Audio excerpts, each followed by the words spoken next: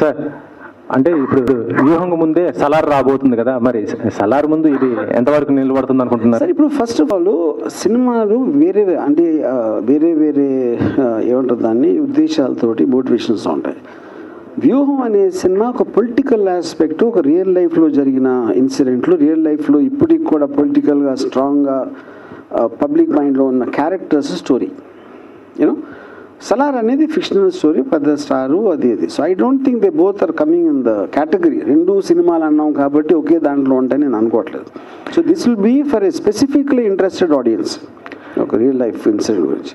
ఇప్పటి వరకు అంటే ఈ క్యారెక్టర్స్ అన్ని చూస్తుంటే మన గతంలో జరిగిన మొత్తం చూసిన పబ్లిక్కి ఇప్పుడు ఈ సినిమా ద్వారా ఇంకా ఏం ఎక్స్టర్నల్గా మీరు చూపించబోతున్నారు? గతంలో మీరు బయట వాళ్ళు మైకిల్ దగ్గర లేకపోతే స్పీచ్ల్లో చూశారు, వాళ్ళ బెడ్రూమ్లో బాత్రూంలో ఏం జరిగినాయని ఉంటాయి దీంట్లో. అది మెయిన్ థింగ్. సరే, సినిమా రిలీజ్ తర్వాత మళ్ళీ జగన్ గవర్నమెంట్ వచ్చే అవకాశం ఉంటుందా?